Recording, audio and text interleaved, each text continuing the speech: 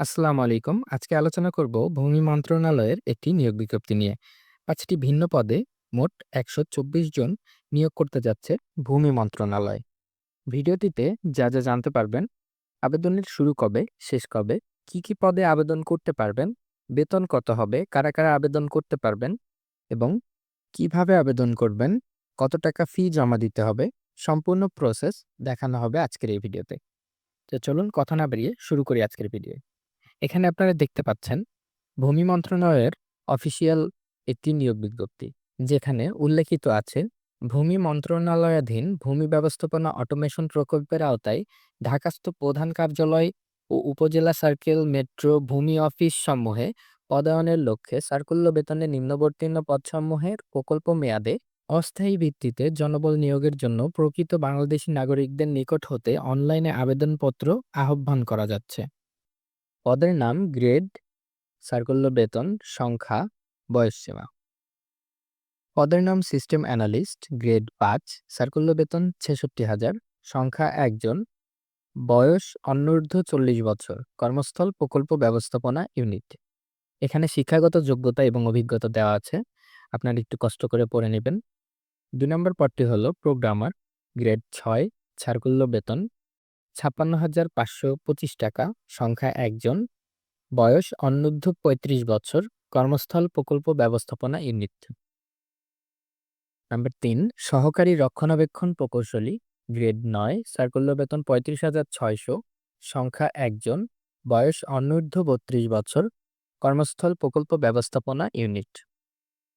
Number ৪, প্রশাসনিক কর্মকর্তা, grade ১১, সার্কুল্য বেতন ২১,৭০০ টাকা, সংখ্যা ১ জন, বয়স অনূর্ধ্ব ৩২ বছর, কর্মস্থল প্রকল্প ব্যবস্থাপনা ইউনিট। এবার মূল আকর্ষণ সেটি হচ্ছে ৫ নাম্বার পদে, যেটি কিনা কম্পিউটার অপারেটর। এখানে দেখতে পাচ্ছেন ১২০ জন কর্মী নেওয়া হবে। ৫ নাম্বার কম্পিউটার অপারেটর, গ্রেড ১৩, সার্কুল্য বেতন ১৯,৩০০ টাকা অথবা ১৮,২০০ টাকা অথবা ১৭,৬৫০ টাকা। এটা স্থানভেদে বেতন পরিবর্তন হতে পারে।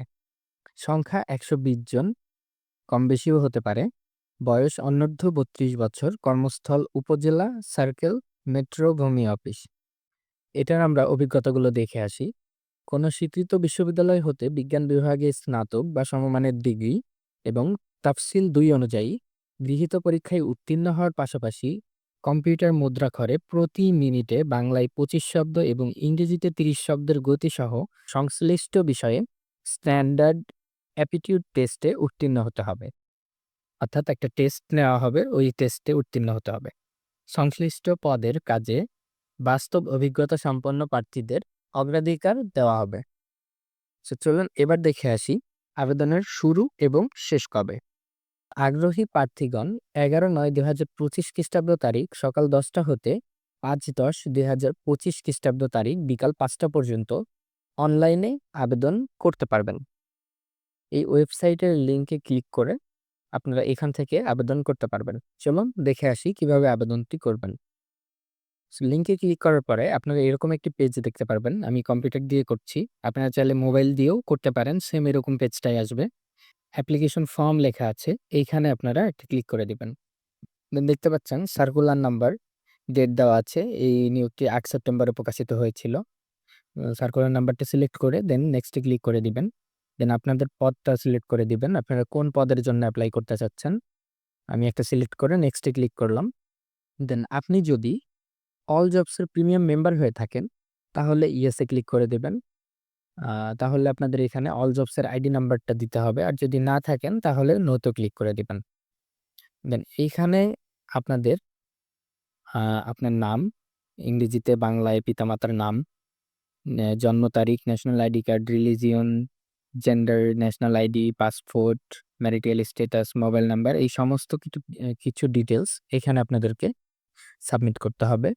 দেন আপনাদের present address, permanent address, SSC কোথায় থেকে কমপ্লিট করেছেন, আপনার রেজাল্ট কত, এসএসসিতে আপনার রেজাল্ট কত ছিল, কোন বোর্ড থেকে পরীক্ষা দিয়েছেন। আপনি যদি গ্র্যাজুয়েশন কমপ্লিট করে থাকেন তাহলে এখানে দিতে পারেন। দেন আপনার কোনো জবের এক্সপেরিয়েন্স থাকলে ওইটা আপনি এখানে দিবেন। দেন আদার কোয়ালিফিকেশন অ্যান্ড এক্সপেরিয়েন্স যদি অন্য কোনো বাড়তি আপনার অভিজ্ঞতা থাকে তাহলে ওইটা আপনি এখানে দিতে পারেন।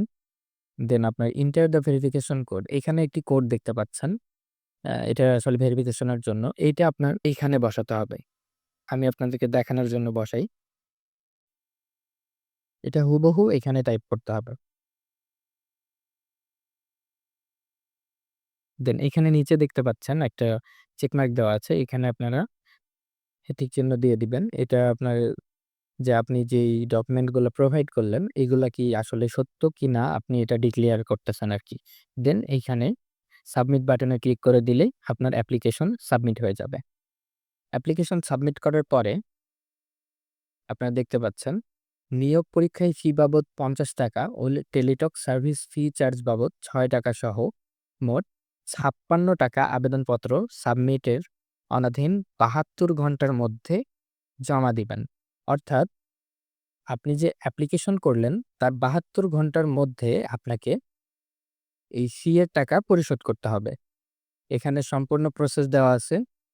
কিভাবে দিবেন, ১ম এসএমএস কিভাবে পাঠাবেন এটা লেখা আছে। দ্বিতীয় এসএমএস কিভাবে পাঠাবেন সম্পূর্ণ কিছু লেখা আছে। আপনারা এটা দেখে দেন আপনাদের ফিটা প্রদান করে দিবেন। সো আশা করি আপনারা সবাই বুঝতে পেরেছেন কিভাবে এপ্লাই করবেন। ভিডিওটি ভালো লাগলে অবশ্যই লাইক করে দিবেন এবং নতুন, নতুন নিয়োগ বিজ্ঞপ্তি সবার আগে পাওয়ার জন্য অবশ্যই আমাদের চ্যানেলটি সাবস্ক্রাইব করে দিবেন। ধন্যবাদ।